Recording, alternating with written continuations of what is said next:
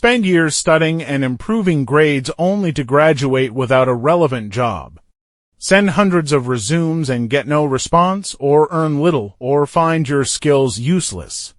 Today, this world-famous education model may change your perception completely. It's Germany's dual vocational training system focusing on skills, not grades, learning while earning, and getting globally recognized certifications. Can it really break the employment dilemma? Let's analyze with solid data and cases. First, the core problem: traditional education is seriously disconnected from workplace needs. You may spend 3 to 4 years learning theories, but your diploma can't stand up to an enterprise's comment of lacking practical experience.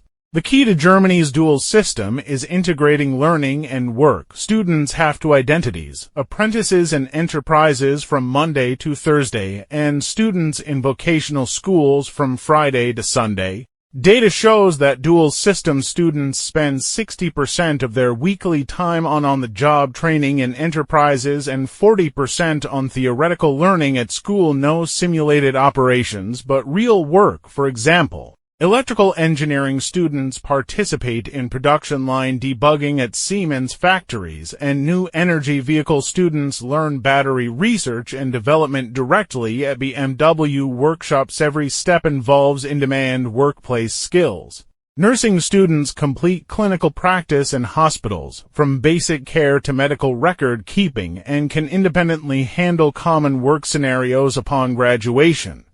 What's more attractive is the earn while you learn benefit. It's not a symbolic subsidy, but a guaranteed income. According to the latest announcement from Germany's Federal Institute for Vocational Education and Training, the minimum monthly allowance for newly signed students is €724 in the first year, €854 in the second year, €977 in the third year, and €1,014 in the fourth year for 4-year programs.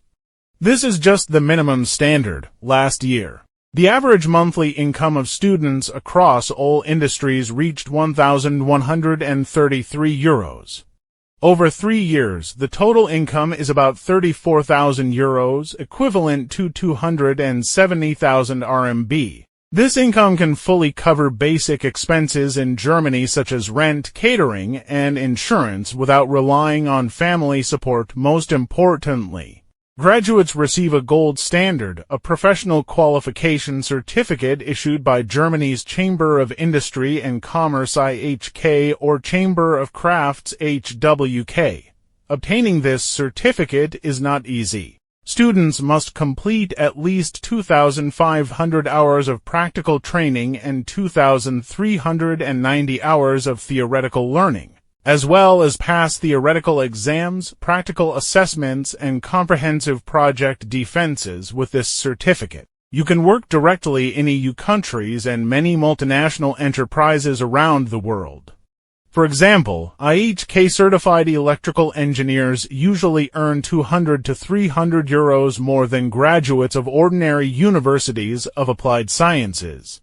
This training model keeps the employment rate of dual-system graduates stable at 96% or more for a long time, and 70% of them directly stay with their training enterprises as formal employees. Graduates of BMW Group's new energy vehicle technology dual-system program directly enter the battery R&D department with a starting salary of €52,000 per year. For international students, the advantage is even more obvious. Among international students who stayed in Germany through the dual system last year, 85% obtained long-term residence permits within 5 years, much higher than the traditional study abroad path. But is this model truly barrier-free and suitable for everyone? Of course not. It also faces structural challenges. According to a report from Germany's Federal Employment Agency, although there are more positions than applicants overall, 47,700 positions for 44,400 applicants, 40,000 applicants still failed to obtain any training positions, while 54,000 positions remained vacant due to lack of applicants. The core issue is the mismatch between supply and demand. Young people rush to apply for popular occupations such as IT and administration, leading to fierce competition, while positions in food processing and construction are rarely applied for. In addition, applicants without academic qualifications or only with junior high school education, applicants over 20 years old, and foreign applicants with language barriers have a lower probability of successfully obtaining positions. Even those with higher education entrance qualifications may face the embarrassment of high academic qualifications but low matching if they rush to apply for popular occupations such as artistic creation and IT, so the dual system can break the employment dilemma. But it is more suitable for people with clear career directions who are willing to do hands-on work and can accept the characteristics of the industry. Back to the original question, can it really break the employment dilemma? For those who choose the right direction and are willing to deepen their skills, it is one of the most effective solutions. Its core is not to avoid competition, but to switch to a more efficient track, not taking grades as the only standard, but matching market needs with practical skills. Not separating learning and employment, but forming a closed loop, not letting learners bear high costs. It proves a simple truth: the core competitiveness in the workplace is always irreplaceable skills.